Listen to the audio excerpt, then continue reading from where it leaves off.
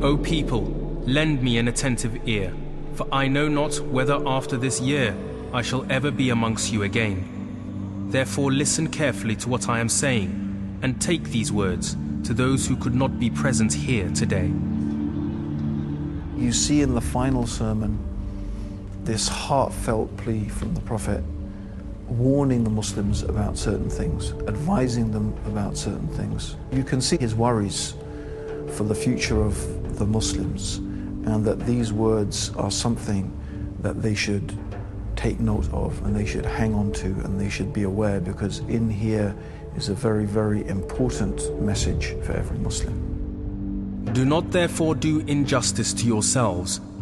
Remember, one day you will meet Allah and answer your deeds. So beware, do not astray from the path of righteousness after I am gone.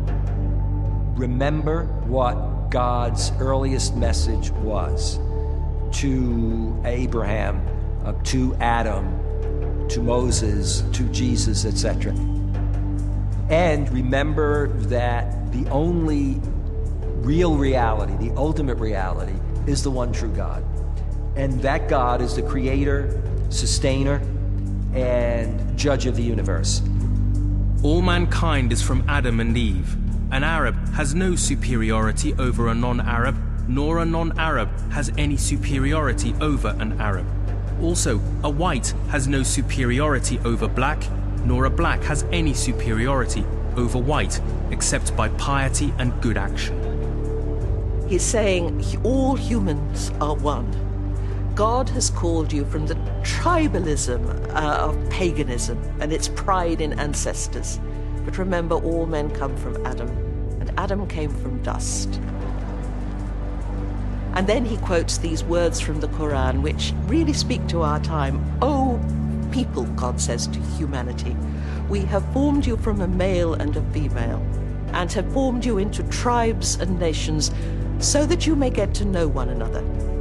Not so that you may fight or oppress or occupy or convert or terrorize, but so that you may get to know one another."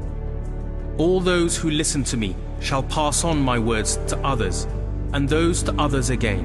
And may the last ones understand my words better than those who listen to me directly. Be my witness, O Allah, that I have conveyed your message to your people. And he asks them, "O people, O Muslims, have I fulfilled my mandate to you?" And they cry, "Nam." Yes, and it rings around. And he asks them 3 times, "Have I?" And each time they reply, "Nam." And I think it's a most moving moment. Well, that's his summation of his life. So he emphasizes all the principles that he's been teaching for the last 23 years. He says, for example, there's no difference between Arab and non-Arab. Look after your family. So it's kind of summation of his life. If you did nothing else but simply read the last sermon, you will get the essence of the life of Muhammad. The Prophet's final sermon sets the agenda for modern, contemporary Muslim society. It shows where we've failed, and it shows where we have to try to get to. It sums up the transformative mission that was the life of the Prophet.